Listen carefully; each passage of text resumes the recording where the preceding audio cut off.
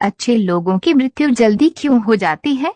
मित्रों, यह एक सवाल है कि अच्छे लोगों की मृत्यु जल्दी क्यों हो जाती है।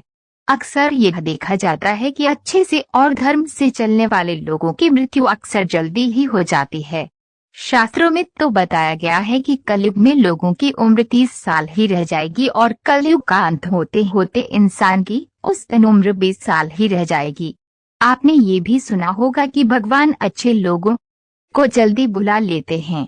मित्रों, आपका स्वागत है हमारे YouTube चैनल पर। मित्रों, हमारी वीडियो पसंद आए तो वीडियो को लाइक और चैनल पर नए हो तो चैनल को सब्सक्राइब करना ना भूले और बेल आइकन भी दबा लें, जिससे कि हमारी नई वीडियो का नोटिफिकेशन आपके मोबाइल पर पहुंचता रहे। तो चलिए शुरू करते हैं। मित्रों, धर्म कोई सभी क्यों ना हो, हर किसी में यही बताया गया है कि जिसने इस धरती पर जन्म लिया है उसकी मृत्यु निश्चित है। और अगर बात सनातन धर्म की करें तो इसकी एक मान्यता के अनुसार बच्चे के जन्म की छठी रात ही ब्रह्मा जी उसकी किस्मत लिख देते हैं, जिसमें उसके आने वाले कल जैसे विवाह, पढ़ाई, नौकरी, यहाँ तक कि मृत्यु की तारीख तक शामिल होती है। कर्मों के कारण मृत्यु यह निर्णय तो भगवान ही करते हैं कि किसकी उम्र कितनी है। आपने ये कहावत भी जरूर सुनी होगी कि जितनी चाबी भरी राम ने उतना चले खिलौना। दोस्तों, इस कहावत में साफ है कि किसकी मृत्यु कब होनी है ये तो भगवान ही तय करते हैं। वैसे तो अच्छे लोगों की मृत्यु जल्दी हो जाने के पीछे कई कारण हैं, लेकिन पहला कारण समझने के लिए आपको ये जानना होगा कि हम जो कुछ भी इस जन्म में करते हैं उसका जवाब हमें ऊपर यमराज को देना होता है। अगर उसके पाप का पलड़ा भारी होता है तो उसे नरक में यातनाएं काटनी पड़ती हैं, और अगर पुण्य का पलड़ा भारी हो तो उसे स्वर्ग का सुख मिलता है। और यही चक्र कई युगों तक चलता रहता है, जब तक उसे मोक्ष की प्राप्ति नहीं हो जाती। इस मृत्यु लोक में हर कोई अपने किए की सजा ही भुगतने के लिए आता है।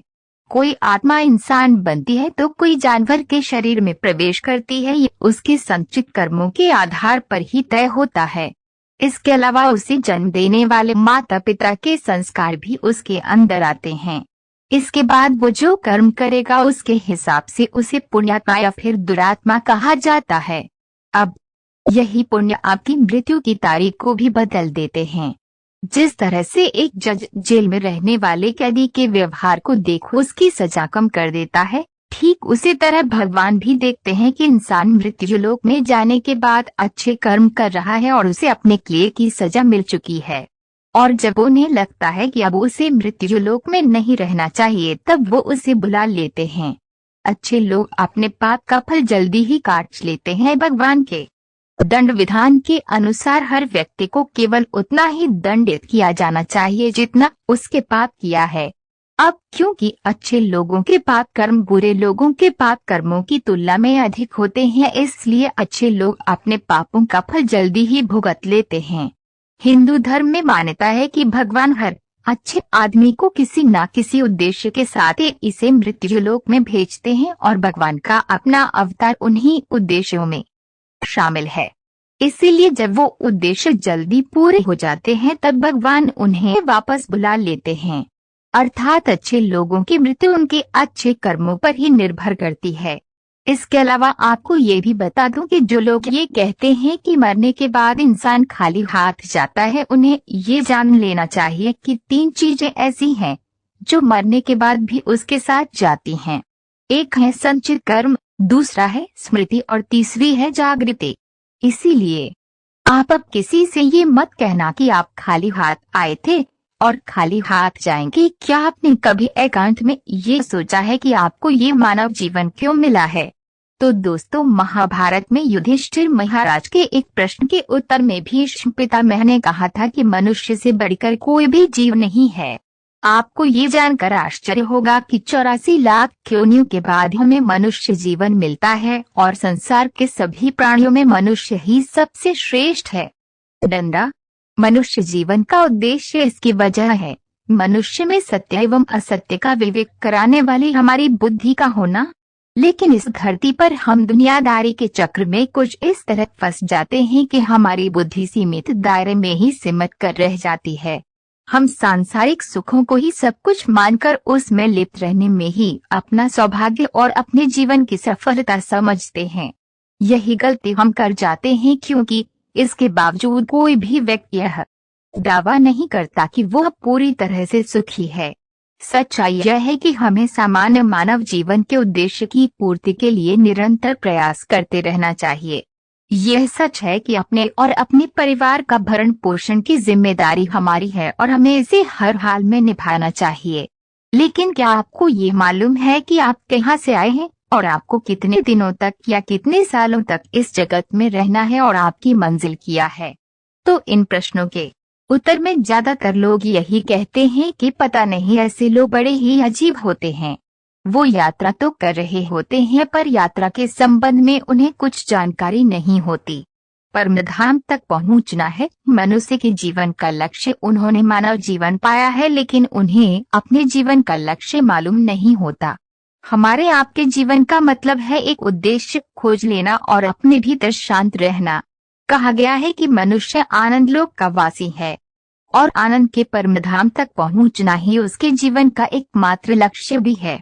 इसलिए मनुष्य को इस संसार की मृग मरीचिका से निकलकर भव्य जीवन की प्राप्ति के लिए साधना के मार्ग को अपनाकर अपने गंतव्य को पहचानना चाहिए। अच्छे लोगों की मृत्यु जल्दी इसलिए होती है। इसी तरह दोस्तों, श्रीमद् भगवद गीता में भी भगवान श्री कृष्ण कहते हैं कि ये एक आध्यात्मिक और ईश्वरीय जीवन का पद है जिसे प्राप्त करके मनुष्य मोहित नहीं होता। अगर कोई जीवन के अंतिम समय में भी इस तरह की स्थिति में हो तो वह भगवत धाम में प्रवेश कर जाता है। मनुष्य कृष्ण भावनामृत या दिव्य जीवन को एक क्षण में तुरंत प्राप्त कर सकता है और हो सकता है कि उसे लाखों जन्मों के बाद भी ये प्राप्त न हो। दोस्तों, यह तो सत्य को समझने और स्वीकार करने की बात है। भगवद गीता कहती है कि वास्तविक जीवन का शुभारंभ इस बौद्धिक जीवन के पूरे होने पर होता है।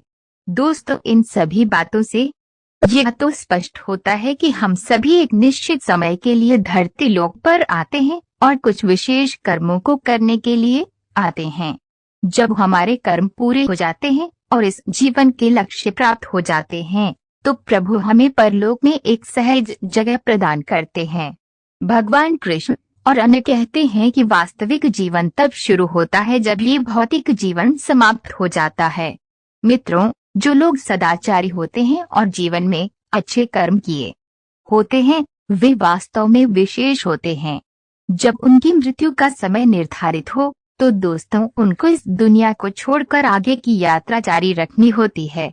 धन्यवाद। तो मित्रों, आज की इस वीडियो में इतना ही। आपको ये जानकारी कैसी लगी कमेंट करके हमें अवश्य बताएं। वीडियो पसंद आई हो तो लाइक और शेयर करें। ऐसी सभी धार्मिक जानकारियों के लिए हमारे YouTube परिवार के साथ जुड़े रहने के लिए चैनल को सब्सक्राइब करें और बेल आइकॉन भी दबा लें जिससे कि हमारी नई वीडियो का नोटिफिकेशन आपके मोबाइल पर मिलता रहे। ये वीडियो देखने के लिए आपका बहुत बहुत शुक्रिया। मिलते हैं किसी नए वीडियो में, तब तक के लिए जय श्री राम, राधे राधे।